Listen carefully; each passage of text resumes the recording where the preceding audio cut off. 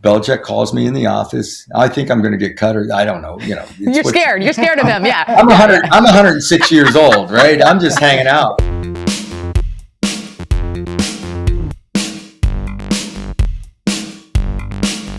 Dougie, thanks for joining us. We're so excited. We told our friends and family, and everyone is like, I got a Dougie story. I got to tell you, when I saw him, and my husband and I were dating, and he didn't remember this. I go, do you remember when we went to Hamilton in '96? And we watched a game with you and pinball. And he's like, I don't remember that day. Like, how could you not? Because I was complaining about the fucking cold weather. The snow game. The snow game. And I remember it vividly. And I told myself it was probably one of the best games, but it was so cold. And so I'm so excited to be here with you now to say, man, you are one of the best. I know one of the best. So we were obviously prepping for today, for talking to you. And so I was sitting down with my daughter today, just showing her your stuff. Yeah. My daughter's 12. So we were watching a bunch of highlights, some of the doc stuff that you've done. And she goes to her iPad and she texts her granddad immediately. And I was like, guess who my dad's talking to today? Guess who? Doug Flutie. And then granddad responds back. He's like, well, he is one of the greatest quarterbacks of all time. That's going to be a great chat. It's going to be a great chat. Yeah. Really so exciting. we really appreciate it. And no, my pleasure. No problem. I loved especially my CFL days were so much fun. Yeah. We were going through your social media. We went through your photos on Facebook and Instagram. And one of the photos that I love talking about the CFL is the fact that you really, truly are a legend when it comes to Calgary and Toronto. And I don't know if you remember posting this. What a collection of photos. Yeah. It's just so well done. And I was just like, when you think about that, I mean, 3 MVPs, 3 Grey Cups, and all-time Argo. There's so many things about you. Do you ever reflect on that time in CFL? All the time.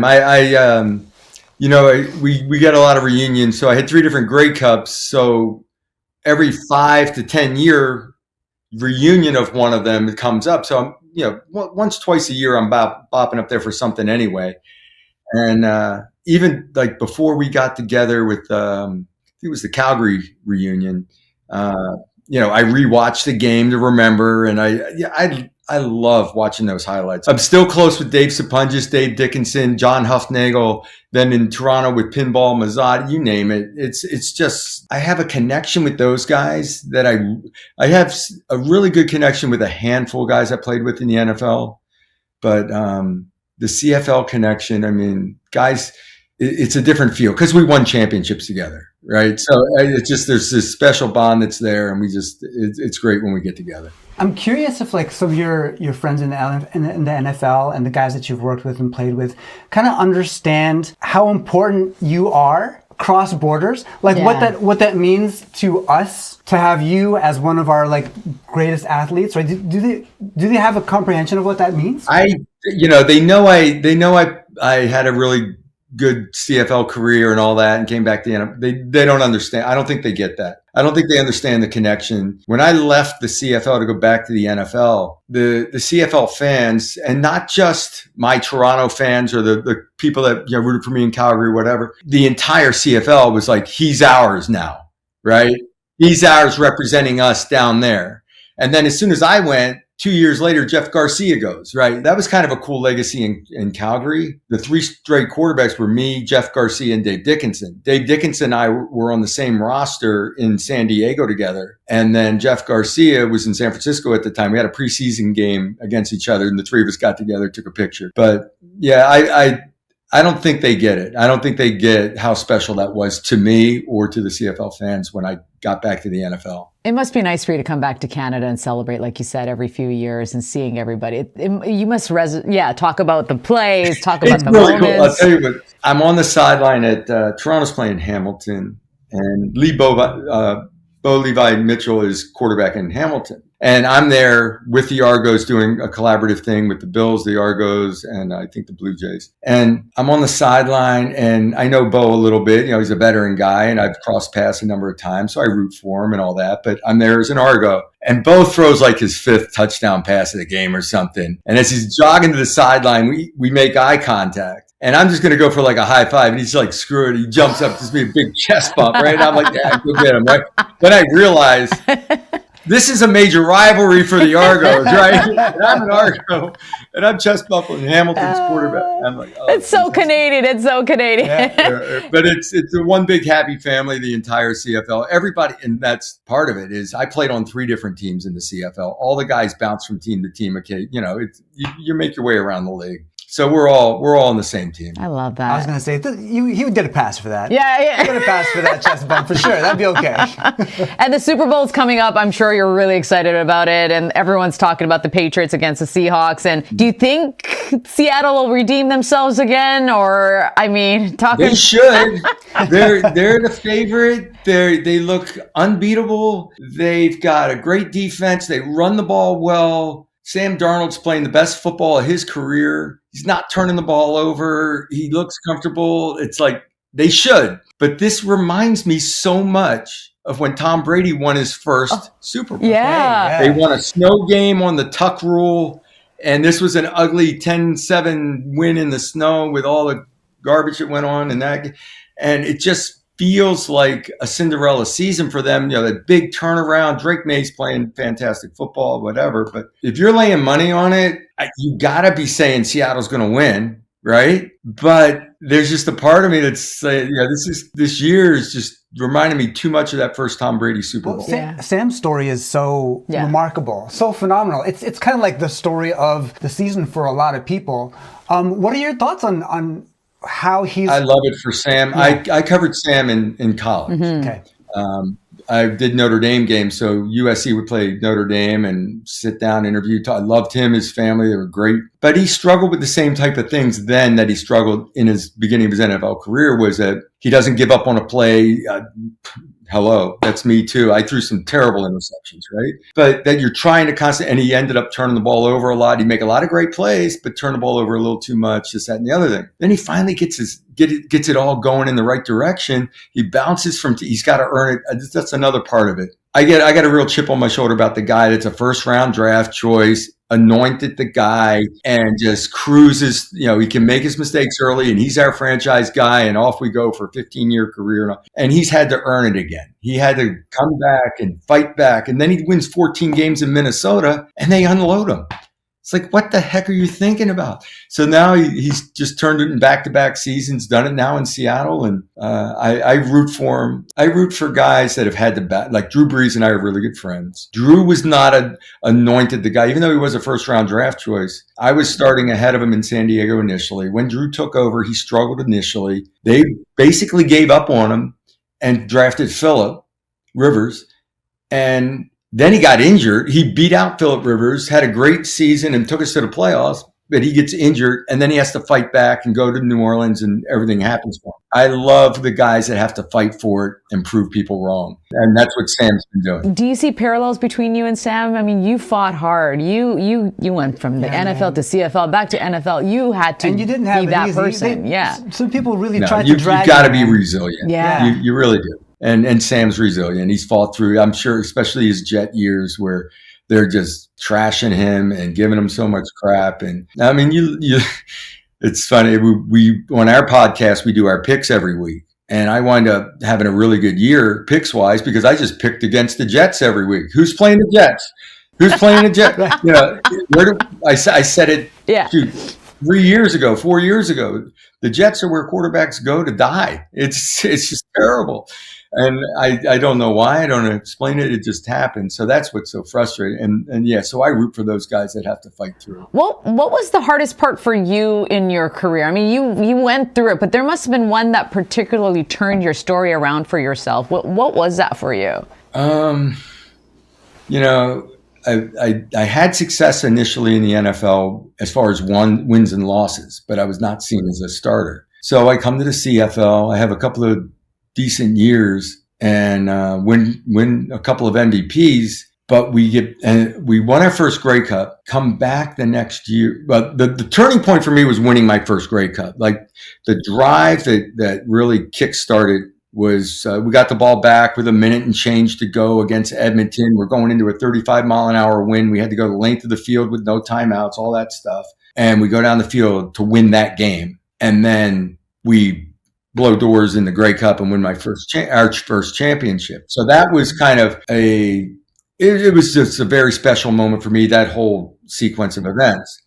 The following year, I'm expecting to win back-to-back We're good. We're the best team in the league. We have a terrible weather game against Edmonton at Calgary. The Grey Cup's going to be in Calgary that year. We had a couple of fumbles, and I throw a bad pick down by the goal line. I don't remember when it was, somewhere in the middle of the game, but we should have scored. And we wind up losing that game. And I just felt like the whole world hated me. And I was as low as, everyone in Cal. I didn't want to go out. But I had a speaking engagement that week that I had scheduled at a school. And in my mind, I'm like, I don't even want to, can I get out of this? I got to go. Right. And it was the greatest thing ever, because I went, I saw the kids didn't care. I'm sure, people are disappointed, but it was great to be out and see the kids and hear people's comments and how they, supported you. And it's never as good as you think, and it's never as bad as you think. And you get inside your own head sometimes. Yeah, we're our harshest critics. Yeah, that's so true. Everybody's had those moments. Guys that drop a touchdown pass, guys that throw the bad interception, whatever it is. Yeah. The position of QB is the one that, even if you're not a sports fan, you know the name of that quarterback. You know what I mean? Like, that's the person who's famous. And as a result, all the pressure goes on this guy. We've seen a heartbreak after heartbreak. Every team that doesn't make it, and in this season, that isn't going to make it to the playoffs, isn't going to make it to the Super Bowl. You watch the quarterback and you just see this defeat, right? There's tears, there's apologies. Do you ever talk to these guys and like try to help them figure out how to move past that kind of disappointment and loss? I don't get the opportunity to do that as much as I'd like. More than anything, I've been around Boston College quarterbacks in that scenario where they're struggling and pull the guy off to the side for a second and just give him some words of encouragement or whatnot. You as a quarterback, and Tom Brady proved it more than anyone. Tom won Super Bowls with guys that were considered mediocre wide receivers in the NFL until they played with Tom Brady, right? And that's kind of what I see with what Drake May's doing this year. It just shows you if the quarterback's decision. Now, there's things that are out of your control. Sometimes the other team is just better, and you can try as hard as you. And that's where Sam Darnold would throw all his interest. He's still trying to win a game that is unwinnable. That you're getting beat up front, you're getting hit, and that's why those seasons happen. But you take the brunt of it and all that. But a quarterback can elevate his team. A quarterback can make everyone around him better when he puts them in the right pass protections. He puts his offensive line in a position to be successful. When he's getting the ball out in rhythm and on time with good reads, he's getting the ball in his receivers' hands early. They're making easier catches. It's all this stuff happens. So a quarterback can elevate an entire team and make them better. And that's why it's such a quarterback-driven league. And it's a position that takes all the brunt of the blame, but a lot of the credit too when they win. I went back, like I said, I've gone back and watched some of my Grey Cup games and things. We had a hell of a defense. Yeah. We got turnovers. We had to kick. Mike Vanderjagt in the snowstorm in Hamilton that we were talking about, 5 for 5 field goals in that game. Doug Flutie MVP, and the CFL. My field goal kicker just went 5 for 5 in a close game in the snow. I had a Jimmy the Jet Cunningham return a punt for a touchdown in that game. Adrian Smith, when we played with Toronto, played up in Edmonton, starts with the second half opening kickoff return for a touchdown.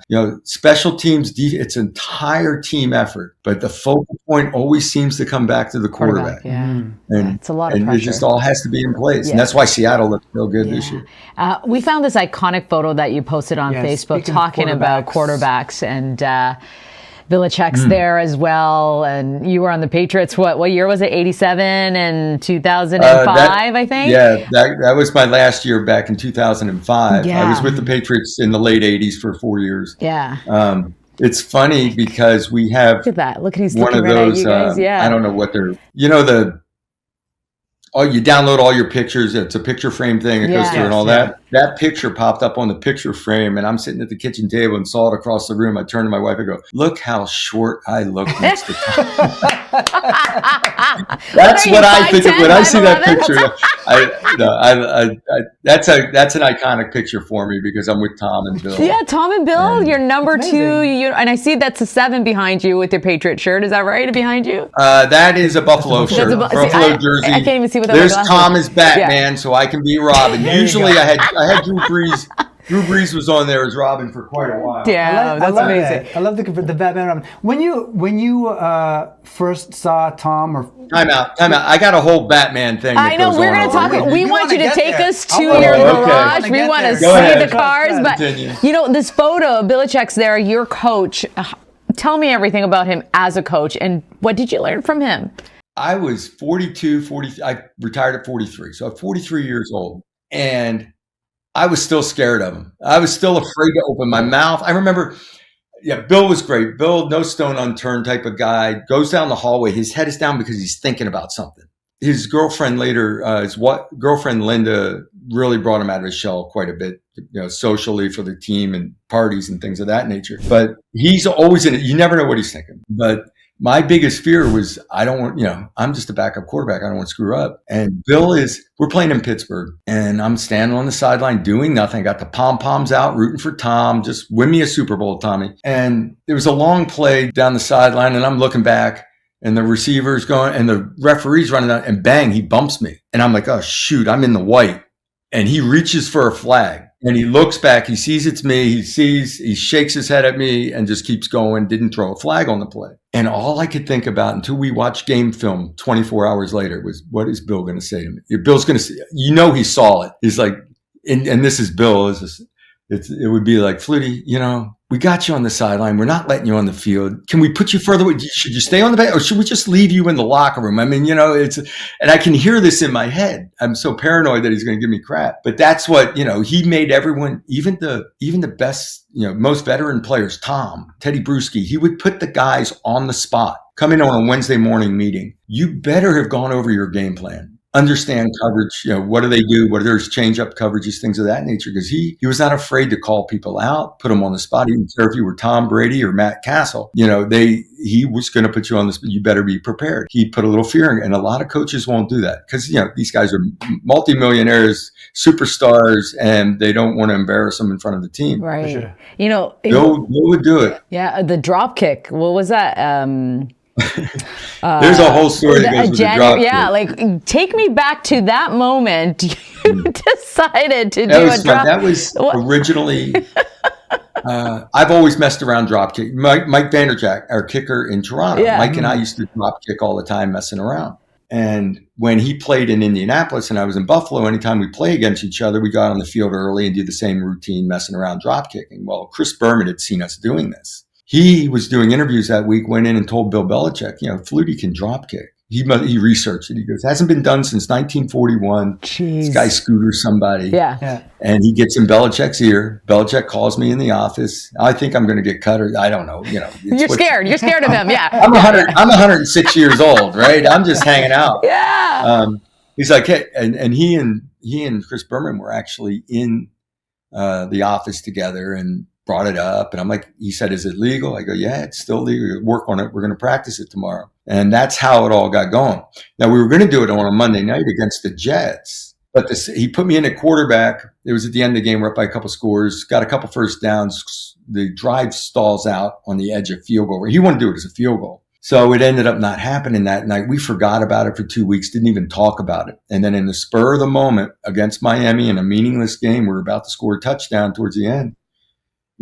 I just happened to be standing near Bill, and he saw me. He goes, kick it. What? I'm like, I'm 43 years old, right? Stiff as a board, been standing there for 4 hours. It's 20 degrees. I got my hand in. I go like, are you serious? Really? We're doing this. I ripped the pouch off. And I go, yeah, go kick it. Anyway. Oh, it was so fun, man. Flex. I know. What a flex just be like, yeah, okay. Yeah, you did it. And are you surprised? Yeah. Are you surprised he didn't make it to the Hall of Fame? Who, Bill? Yeah. That's ridiculous. Yeah.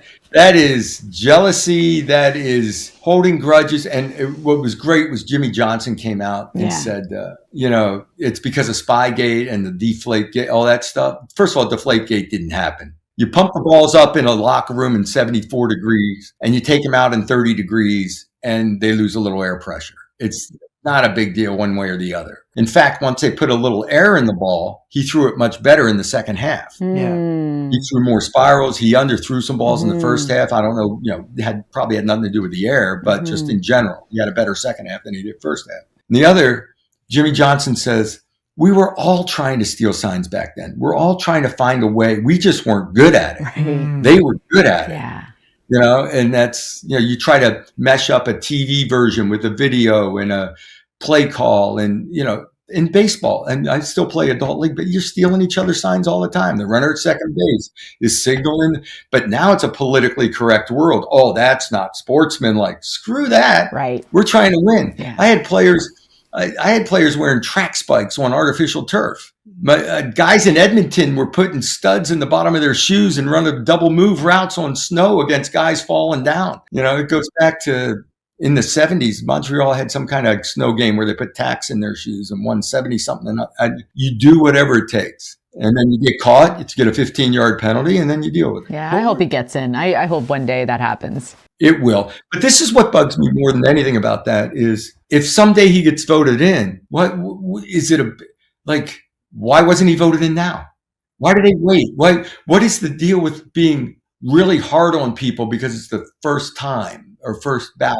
Or I don't get that whole thing. I'm sorry. Yeah. No, it's good. I like the emotions because it's true. You worked with him so long and you learned so much from him. And even that photo with you guys and Tom Brady, it's just, he's the team. He's the family, right? And so I get that emotions with it. And even in this photo with Tom Brady, I'm curious to know, what was it like meeting him for the first time? Tom, I crossed paths with Tom a number of times before I joined the Patriots. And in fact, Tom and Troy Brown were kind of sort of instrumental. They put the bug in Bill's ear, let me put it that way, to get me to New England. Wow. So that was kind of cool. That is neat, yeah. One of the coolest things was at Christmas time, I left Tom my high school was Natick High School in the Boston area. And I left him a Natick Redmond sweatshirt, as a gift or whatever, and a couple of things. And Tom opened it up, took a picture and posted the picture. And it went like AP and all of him in the Redmond shirt. And the high school kids loved it. Yeah.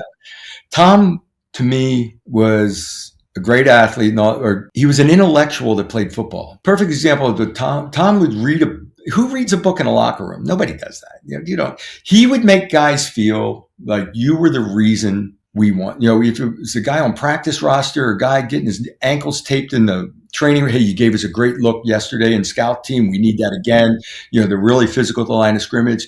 So he really had a knack for making everyone feel a part. And I was a backup quarterback that played minimal snaps that year. And he did the same with me, like in meetings, when I'd have an idea or something, he really tried to make you feel a part of it. And he was just great at that. He's a cerebral guy. He's buttoned up. We would get in there at 6 a.m. to get to the weight room for an hour or whatever before our first meeting and breakfast.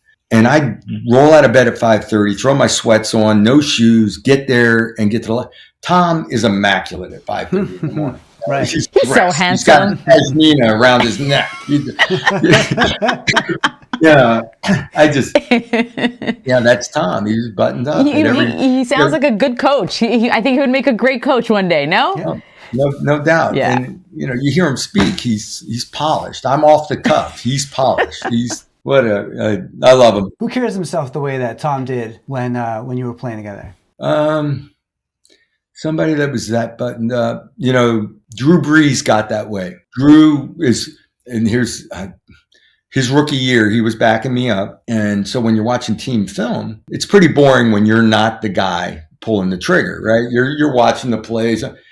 Drew could fall asleep anywhere, anytime, rookie year. He could. He'd fall asleep in a meeting or whatever, not intentionally, not horribly, but he was that way.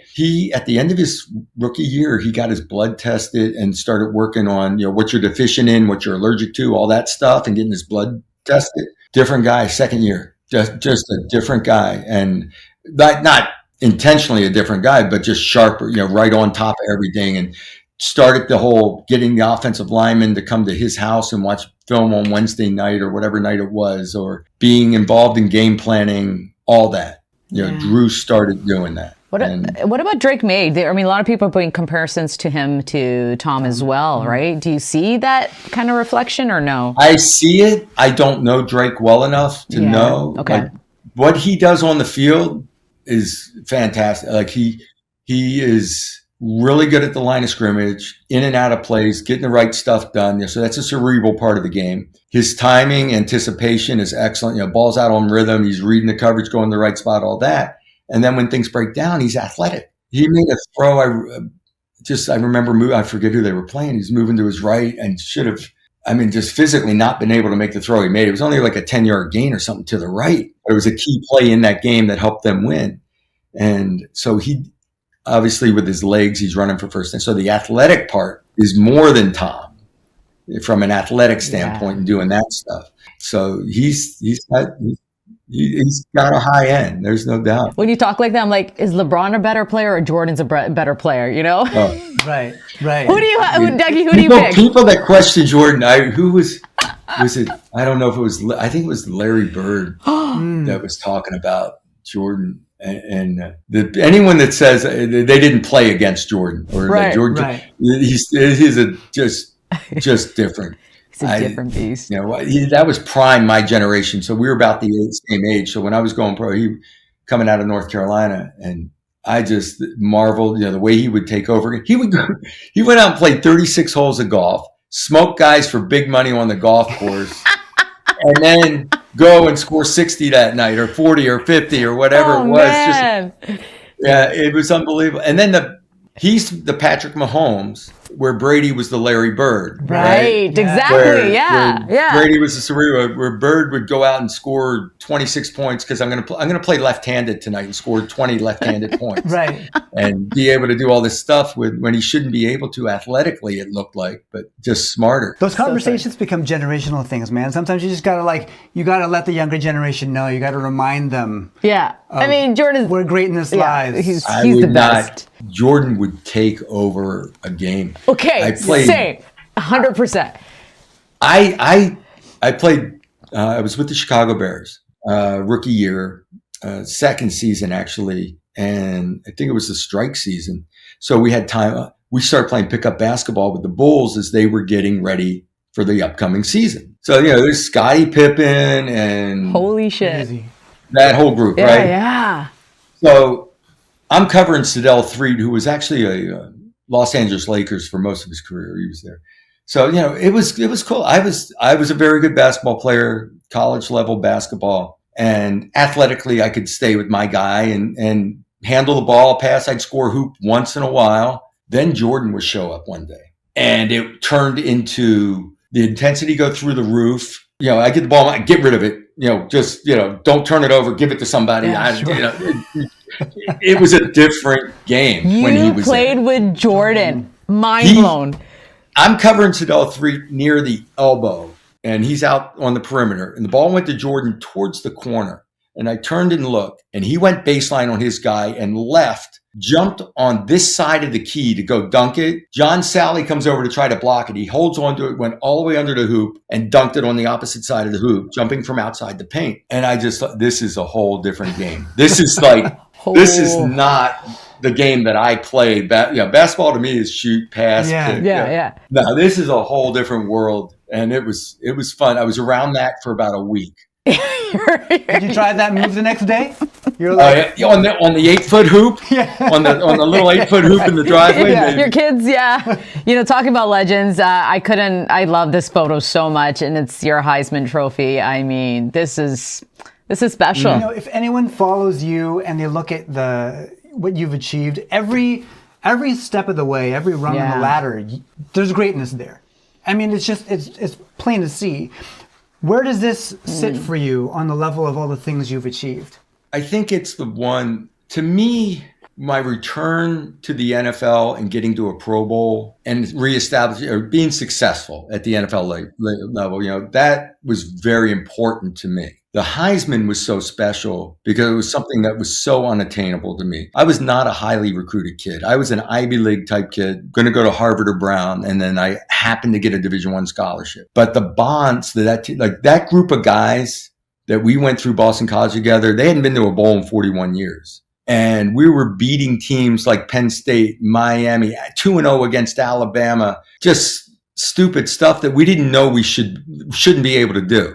That was the cool part of it. And we still have text chains with that group. We still have email chains. We know about each other's kids that are playing lacrosse, doing whatever, and it's such that time period and that group of guys was so special. And that's what the Heisman represents to me, is that group of guys, because we were not supposed to be doing the things we were doing. I was the quarterback and the ringleader. And again, I get all the credit. And then I go back and watch some of those games. We had a hell of a defense. We had Billy Romanowski at linebacker. We had Tony Thurman, who was an All-American free safety, who had 3 interceptions at Alabama to save the game for us. Stuff like that. But then I had 2 4th-down touchdown passes in the game, and Doug Flutie's the hero. Yeah, Tony Thurman had 3 interceptions, and Troy Stratford took off on a 40-something yard touchdown run to win the game for us. So it was cool times, great team. The Heisman was just something that was so surreal.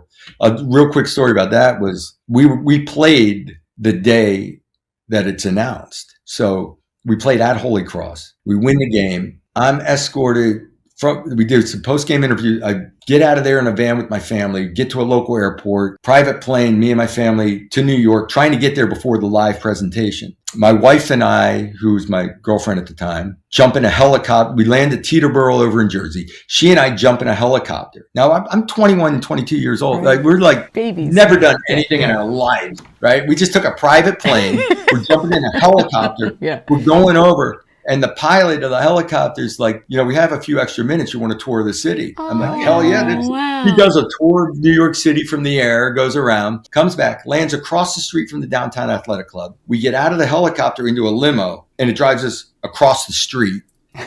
And we go in, right? Wow. And we go in. Yeah. They had some food for you in the room. We're there about 20, 30 minutes before I had to be downstairs. And my wife looks at me and goes, "You think they would have gone through all this if you didn't win?" It's like you had, because you didn't know if you had won yet, right? You didn't know. True. And I'm a nervous wreck whether you won, not, whatever. She's like, they wouldn't have done this if you're not winning. Yeah, so she's figured it out. Yeah. While you're just like, wow, yeah. You're just like, this is a great ride. I want to touch on something you said just a second ago about that team of guys, about that group of guys that we're not supposed to be here. That phrase itself, how much of that underlines your entire career? All the time, because it makes you don't become complacent.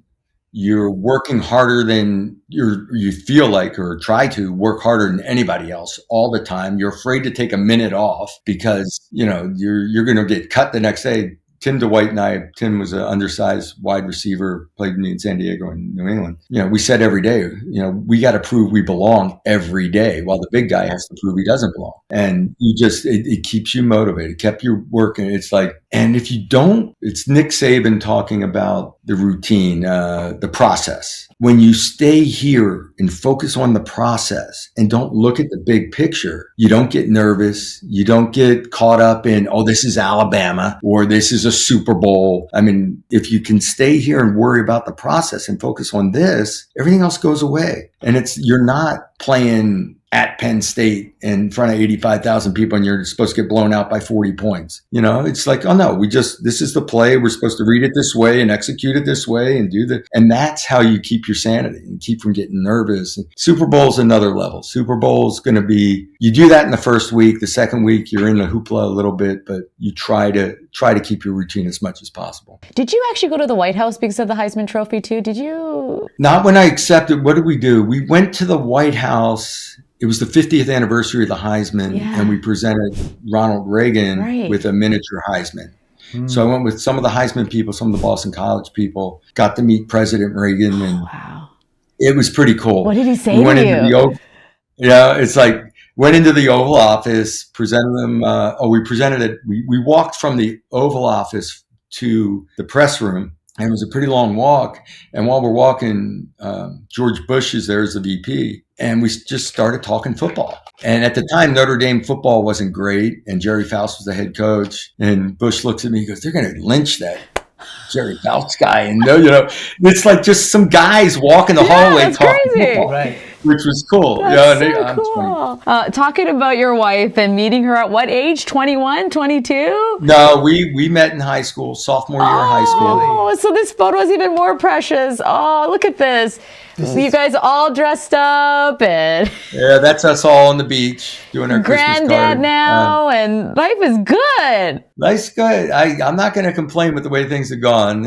What's really cool about all that was that we went through it all together. No money, no nothing. She actually went to work out of high school and got herself a car. So if we went anywhere, she drove. She had the money. I didn't. She was investing. Right. She was looking to the future. Yeah, it's gonna pay off. It's gonna pay off. It's been a fun run, and one of the cool little things that I have a trophy room with a bunch of stuff in it, and one of the cool pieces of memorabilia we have is from our old high school gym. I had etched Doug and Laurie, I think it was 79, right, in the wood in the back of the gym. Then 80 and 81, and we graduate high school. And then later on, all our kids and my brother's kids and nieces and nephews all went through school. So they etched their name in around our name at the high school gym. Well, about 10, 15 years ago, whatever it was, they're tearing down the old high school and building a new high school. The janitors at the high school knew that was there. And they cut that square out, framed it, and gave it to us. Oh, that's awesome. Special. I love that. Now, we've been talking so much about your great career. And you've been photographed a lot. People know everything about you. I got to say, though, I think my favorite thing that I know about you is this. Oh, Lord. Here we go. What is it? Oh, yeah. And it's not just like, I love that you showed up with the Batman t-shirt on because I was like, the whole thing. You're doing the whole thing there, Dougie. You have to embrace it. It's like my NBC people, when I first started talking about the Batmobile, I stumbled on, my wife actually stumbled on the website that you could build a Batmobile, and that started this whole stupid thing. I liked the Batman show, but I really loved the Batmobile. And it wasn't going to be, it was expensive, but it was not going to be crazy. And then it was going to take forever to build. So I found an older one first and then built the really nice one later. But anyway, it just took on a life of its own because you're waiting a number of years to get it so that everybody knows you're doing it. So then all the Batman gifts start and it never stops. I got a whole Batcave now. It's amazing. It's like, I've got an 89 Michael Keaton Batmobile and a 66 Adam West Batmobile. It's the dream. Are you close to the garage? I want to see your Batcave, man. It is. Oh. I can I show you I'll do that at the end and you guys can edit. Yeah, that'd be great. Is that possible? Yeah, for sure. Or do you want to do it straight now live? Before we go on to that, you're talking about just getting into it, Dancing with the Stars. Oh my gosh. That was look at you. The most nerve-wracking thing I've ever done in my life. I'm not a dancer. I've never done. My wife taught for years. She dances. My daughter's exceptional and has her own studios and danced her whole life. And they had asked me a number of times and I always said no. And we were last second, we went on a cruise with my cousin and his wife. And it was really last second for us. Well, it winds up being a Dancing with the Stars cruise. And so they've got all week to work me now. And they're asking and they're talking, you got to do this, that. And then my daughter got involved and she's like really wanted me to do it so she could go out and make some connections in LA or whatever. And I turned to my wife, I go, you okay with this? I mean, if you're okay with it, I'll do it. And she finally said, sure, do it. And it was the first live performance was the most petrified I've ever been in my life. In fact, Karina, we're standing with her back to the audience and she's got my hand. And all I'm doing is trying to remember the first couple of steps and get me going into the flow of the dance. And I'm a nervous wreck. I think I even took a Xanax before.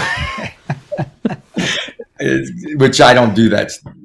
And she like starts shaking my arm and going, hey, you okay? You okay? No. So it was great. It was something I'm glad I did after the fact, but it was a lot. Yeah, I loved your Bollywood performance. I remember that very clearly. It was so well done. Talking about your career, and I came across your statue in Boston. I mean, all of this, right? And you're just talking to you right now. What do you want your legacy to be? I just, what's going to wind up being? What? I mean, the Heisman is going to always carry, there's a statue now at BC. So the BC thing is going to be lasting, but we've had a foundation for autism for 28 years now, 27, 28 years. And I thought, my career. I played 21 years of professional football. That's kind of my legacy, right? Well, we've already done this for 27, 28 years. We've raised over $50 million. We've making a difference. Dougie, our son, we feel was given to us because we have the platform to make a difference. And this is his voice. And that, because I'm going to be doing that, hopefully for another 20, 30 years, whatever it is. And that could wind up being what I'm remembered for. I don't know, but the Hail Mary pass people aren't going to forget because they keep shoving it down everyone's throat. And the Heisman, every year they run clips at the Heisman dinner. So long after you're gone, they do that. But we'll see. Yeah. We'll see. I love that. That's amazing. Thank you for doing what you're doing too. Amazing. If a fan approaches you out in the open and they come up to you and they say something that they love about anything that you've done, what makes you the happiest? What makes you glow the most when someone comes up to talk to you? Well, 90% of them bring up the Hail Mary pass, and that's the first thing, which is great. And it brings a smile on my face still and all that. But I do enjoy when they mention the foundation or something, that you're doing off the field. I don't know. Because you realize because the numbers are so crazy through the roof, skyrocketed. You've affected so many people in a positive way that the foundation. And initially, we just wanted to do something in Dougie's name. Jim Kelly had done a foundation in Hunter Hope, Hunter, his son's name. And I thought, okay, this is cool. I thought it'd be something small, regional thing we did. And I mean, people are running 5Ks in Berlin, Germany with little Dougie heads, This has become a big deal. Yeah. How is your son? He's good? Dougie's good. Yeah. He's got us all beat. Dougie's nonverbal. He's low functioning. Okay. But he doesn't have a care in the world. He doesn't care who wins the Super Bowl. He doesn't care whatever, all the things that we stress over on a daily basis. He just wants to know, do I get to ride the horse? He goes horseback riding on Thursdays. He loves looking forward to that. He wants to know if, I'm hungry. Somebody feed me now. And when do I get to ride the horse? And am I going to school today? Those types of things are on it. That's it. He's got his beat. He's the happiest kid in the world. Yeah. Does he like your Batmobiles, or does he just go for it? He loves, he's nonverbal. And he doesn't communicate well at all, but he walks through the garage, and I've got some other cars as well. He loves the cars. Yeah. And he goes right to the Batmobile. He'll climb over, we'll walk out, he'll climb over the door and climb in and sit down and look at you. Well, I've got an old Dodge Viper too that he can just step up. By the way, he's 6 foot, right? I'm 5'9.5". He's 6 foot. Wait, how did that happen? He steps right over the door of the Viper, steps into the car. It's like, where are we going? But that's no. He does gravitate to. He's a boy. He's a guy. He likes the cars. Yeah, and I just found this photo, and I wanted to share with your wife. I was going to send it to her, but look at you. How hot are you in this photo, holding the football and the hair? Who's playing Doug Flutie in the bio? Yeah, what? Yeah, what is this? You remember this? 2015, it says. Back in the hair days. Such a cutie. Excuse me. Hair was important in the 80s. Ask Bon Jovi. Yes. I love it. Congratulations on everything and the foundation, and we're really excited to be sitting down with you. Thank you so much for the time, man. It's amazing. Yeah, it means a lot. I will try to wander through my maze. Yeah, let's do it. This is my band room, right? We rehearse in here. I got a drum set up. I got a piano over on the right, all this kind of stuff. And then paraphernalia just thrown in because of the podcast. I throw all that. So I'm going to try to wander through. Okay, let's do it. I'm excited. Who's your favorite Batman while you wander through? Definitely Adam West for me. We knew you were going to say that. We knew you were going to say that. I love Michael Keaton's Batman. I was going to say Keaton's for me, but...